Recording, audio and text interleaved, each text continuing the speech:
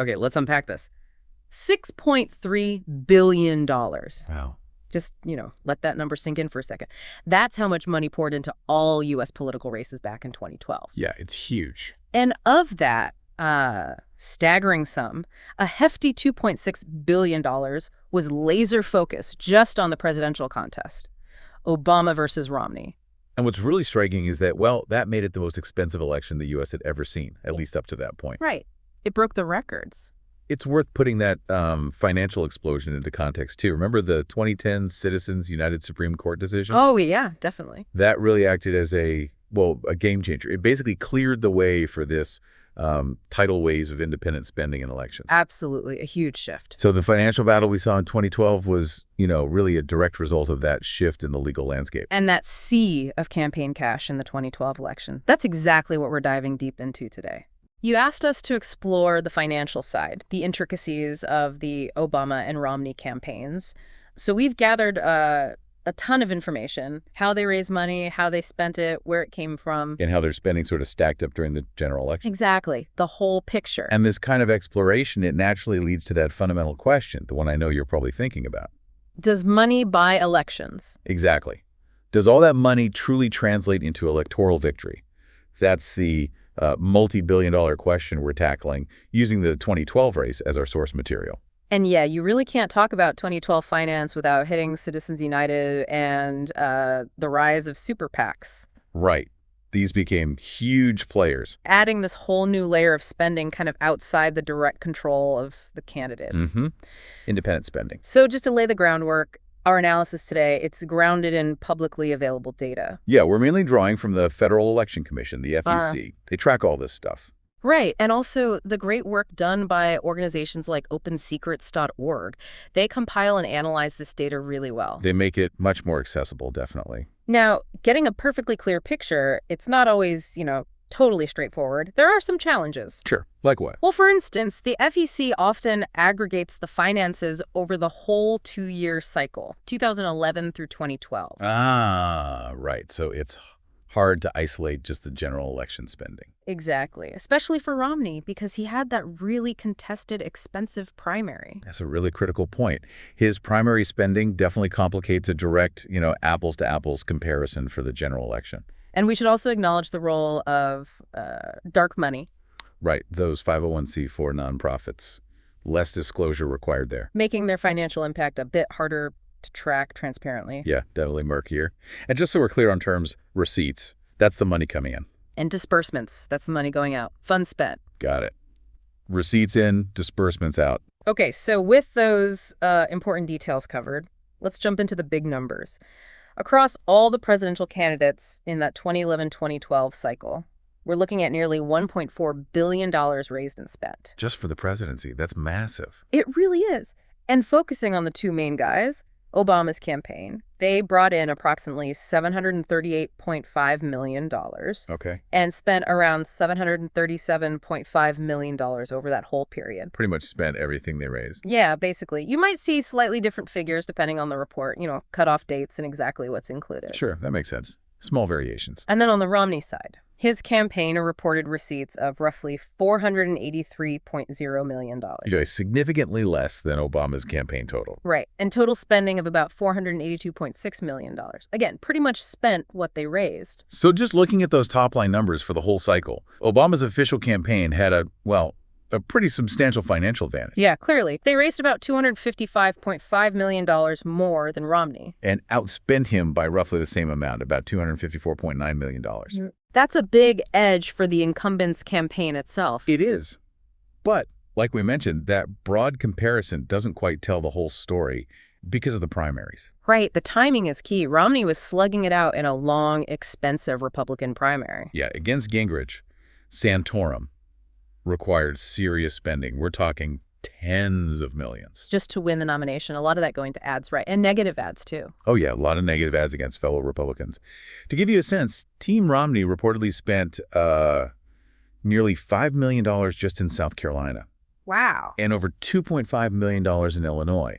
That's a big chunk of their total funds, used up before the general even started. And you contrast that with Obama. Totally different situation. As the incumbent, no serious primary challenge. So he can just save his money, hoard it for the fall. Pretty much, yeah. He could conserve his resources entirely for the general election campaign. So Obama raised more overall, but Romney had to spend a big piece of his pie just getting to the general election. Yeah. Exactly. Which naturally reduced his, let's say, effective spending power for that final stretch. Okay, so when we try to zero in on just the general election finances, the official campaign data gets a bit fuzzy, like you said, because of the aggregation. Right. But we can still piece things together. For Obama, since he had no primary fight, basically all of that, $738 million he raised and spent was aimed at the general election. Makes sense. And remember, he turned down public financing just like in 2008. Right, relying solely on private money, which let him build up that massive war chest everyone talked about. Exactly. Now, Romney's situation entering the general was, well, different. He'd already spent a lot in the primaries. But his campaign definitely kicked fundraising into high gear after he clinched the nomination. How'd they do that? A key strategy was using joint fundraising committees. The big one was the Romney Victory Fund, working with the RNC, state parties. Ah, the joint committees, right. And the Romney Victory Fund was pretty successful, wasn't it? Oh, yeah. It pulled in $140 million just between April and June 2012. Wow. Vast. And $493 million total over its existence. And the advantage there is individuals can give bigger checks, right, which then get split up. Exactly. Larger contributions allowed, then divided between the campaign, the RNC, state parties, maximizes the intake. Okay, so Romney ramped up fundraising later on. But even with that surge, the key takeaway is still that Obama's campaign committee almost certainly had more money available and thus spent more during the actual general election period. Because his whole pot was focused there, while Romney had already burned through a chunk in the primaries. Precisely. It's almost certain Obama's official campaign outspent Romney's during the general election itself. And there's other data supporting that, right? Like analysis showing Teen Obama, the campaign, DNC, Super PAC outspent Team Romney before you even account for Romney's primary costs. Yeah, some analyses point to that. Plus, Obama's campaign was consistently airing more TV ads, which suggests higher direct spending on that really key activity. Okay, so let's shift gears a bit. Where did all this money actually come from? The sources tell us a lot. Right. Understanding the funding streams gives insight into, who they were mobilizing. So the main sources, individual contributors, you've got small donors under $200, large donors over $200. Then PACLEs, political action committees, and the party committees themselves. And like you said, neither Obama nor Romney took federal matching funds for the general. And it's important to remember when we talk about industry contributions, that's usually reflecting where the individual donors work, not the company itself donating unless it's a PAC. Good clarification. Okay, so Obama's funding. Individuals were massive for him, about $540.6 million total from individuals. And the small donor story was big for him, right? Huge. Really noteworthy. Roughly $234.4 million came in small contributions, $200 or less. Wow, that's a lot. What percentage is that? That's about 42.7% of his total receipts, almost half. And that was consistent. Pretty much. It was around 44% earlier in the cycle, still like 34% near the end. It really shows how effective his campaign was at grassroots fundraising.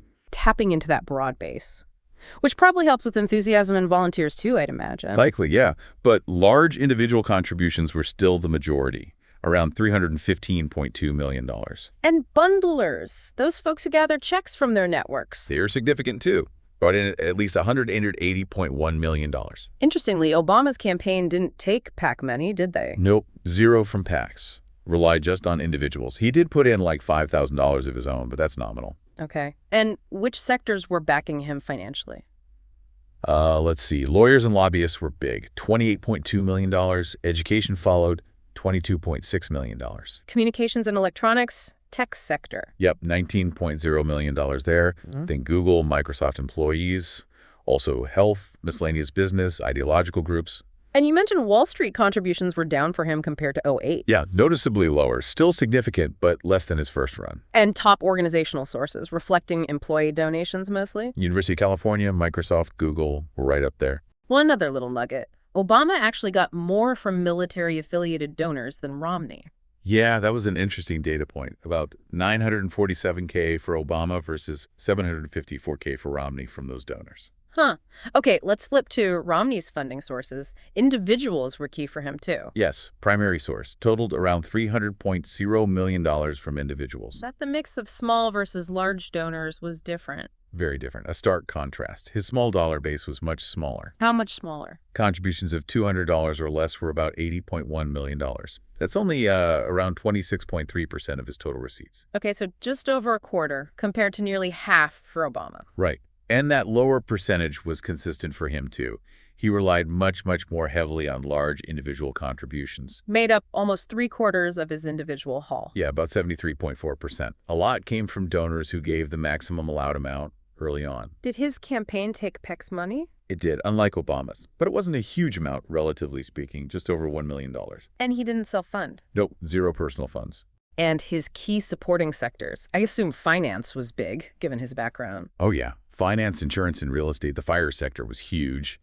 That sector gave $61 million total across presidential candidates. Romney got the lion's share. Within fire, securities, and investment. Very significant, yeah. Also, retired individuals were actually a top source overall for him, contributing a lot. Interesting. What else? Real estate, lawyers' law firms were up there too, health professionals. And notably, energy and natural resources, oil and gas, strongly favored Romney. And top organizational sources for him? More Wall Street names? Yep. Goldman Sachs, Bank of America, Morgan Stanley were among the top, reflecting donations from their people. So comparing the models, Obama had this hybrid, strong, small donor base plus big donors. Romney was much more reliant on the big checks. Exactly. Different funding models, likely reflecting different mobilization strategies, too. And that shift in the financial sector away from Obama 08 toward Romney 12 is really striking. It really is. Reports showed Romney heavily outraising Obama at big firms like Goldman Sachs, J.P. Morgan, Morgan Stanley. And the whole fire sector leaned heavily Republican that cycle. Yeah, something like 76% of fire donations went to Republicans, and Romney got about 65% of the presidential pot from that sector. Why the shift? Romney's background, financial regulation debates. Probably a mix of both, yeah. His background certainly resonated, and the Dodd-Frank Financial Reform Act was a big topic. Okay, so that covers the campaigns themselves, but we absolutely have to talk about the outside money. Oh, yeah. Can't understand 2012 without it. Citizens United really unleashed the super peaks and those nonprofits. Right. They can spend unlimited amounts as long as they don't coordinate directly with the campaigns. And they funded a ton of ads, especially negative ones. Plus, you still have the national party committees playing a big role. Let's start with the parties. The DNC, the Democratic National Committee. They spent about $292.3 million related to the presidential race, working with the Obama campaign through that joint Obama Victory Fund. Okay. And the RNC, the Republican National Committee. They spent quite a bit more, around $386.2 million supporting Romney, using their Romney Victory Fund Joint Committee. So the RNC outspent the DNC by, what, about $94 million? Yeah, around that much. A significant boost for Romney from the party itself. Okay, now for the super PACs and the nonprofits, this is where the spending really exploded, right? And favored Republicans. Overwhelmingly favored Republicans, yeah. On the Obama side, the main super PAC was Priorities USA Action. How much did they raise? Significantly less than the big GOP groups, around $64 million total. And total outside spending supporting Obama? Estimates vary? They do. Generally range from maybe $75 million up to perhaps $131 million. And Priorities USA mainly ran negative ads against Romney. Okay, now the pro-Romney side. Some huge players there. Absolutely. Restore Future was the main Romney super PAC, raised over $130 million, spent a lot in the primaries too, then focused on the general. And the Crossroads groups? American Crossroads and Crossroads GPS. Huge spenders. Combined, over $158 million spent, with like $91 million just targeting Obama. Wow. So total pro-Romney outside spending estimates are much higher. Much higher. Ranges are wide, but you see figures from maybe $145 million on the low end to a staggering $454 million on the high end. Where did that money come from? A lot came from a relatively small group of very wealthy donors like Sheldon Adelson, some corporate money too, especially to the nonprofit arms like Crossroads GPS. So the difference in outside spending was massive. Huge disparity. Pro-Romney groups dramatically outspent pro-Obama groups. Ratios of like 3 to 1 or even higher, depending on the estimate. And a lot of that GOP outside money came late in the game. Yeah, a big surge in the final weeks. Okay, so let's try to tally it all up. The team spending. Right, trying to get the whole picture. Campaign plus party plus outside groups. For Team Obama, Campaign around $737.5 million. DNC $292.3 million. Outside maybe $131.3 million.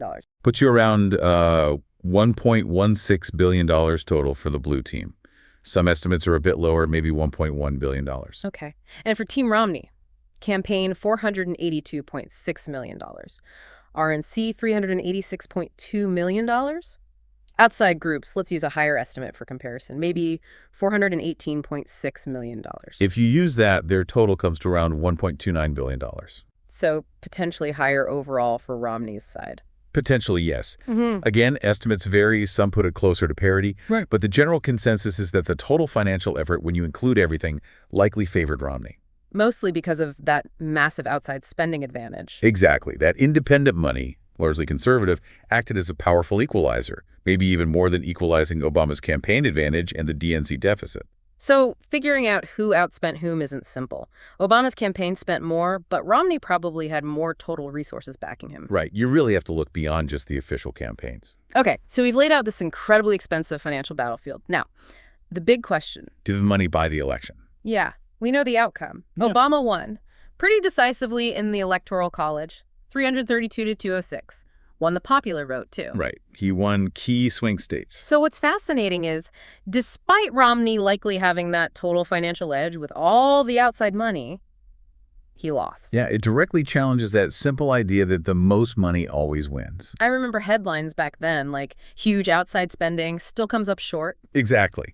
So if it wasn't just about who had the most cash, what else was going on? What mattered? Well, one factor might be spending efficiency. How effectively the money was used. Yeah. Obama's campaign, being the candidate's actual campaign, probably got better ad rates than the super PACs, right? Lower rates for candidates. That's generally true, yeah.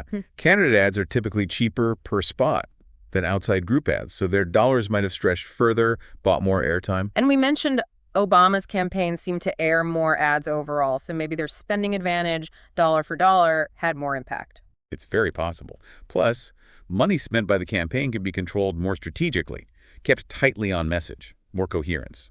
That makes sense. And then there's the campaign strategy itself, beyond just ads. Right. Obama's ground game, the get-out-the-vote operation, the data analytics, widely seen as superior to Romney's operation in 2012. And maybe that strong, small donor base for Obama was a sign of something deeper, like more grassroots engagement, more volunteers. Could be. It suggests a higher level of buy-in from average supporters, which might translate to more boots on the ground. And then you have the candidates themselves. Incumbency helps. Definitely an advantage. Plus, voters look at competence, policy, leadership, relatability. And pre-election polls showed Obama had edges on some key issues and personal traits. Yeah. And the campaign themes mattered. Economic recovery, healthcare, contrasting Romney's business record. Those resonated differently with voters. Also, voter coalitions were key, weren't they? Absolutely critical. Obama managed to reassemble his 2008 coalition.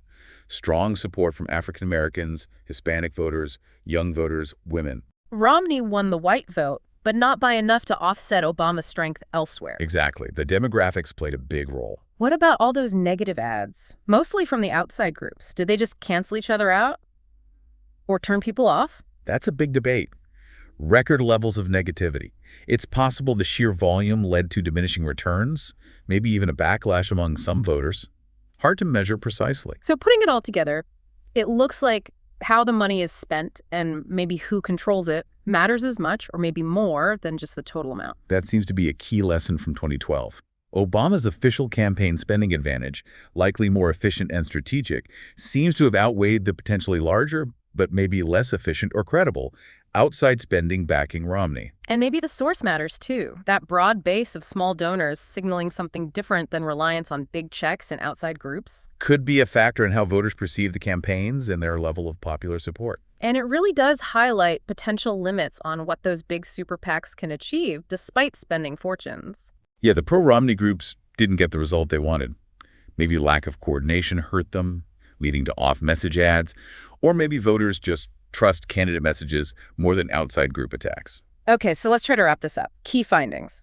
Obama's official campaign definitely outraised and outspent Romney's. Check. Different funding sources too. Small donors key for Obama, large donors more critical for Romney. Check.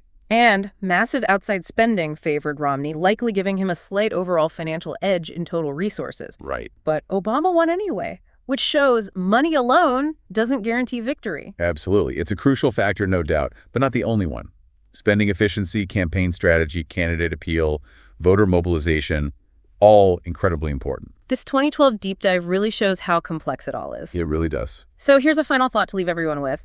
Given what we saw in 2012, with potentially the slightly lesser funded side winning, what does that really tell us about money's true influence in politics today? Yeah, it's a big question. Are there better ways to understand it or maybe regulate it? How do you ensure a level playing field, or at least a more informed electorate, in the face of all this cash? Definitely something complex, with huge ongoing implications for how our elections work. Lots to think about there.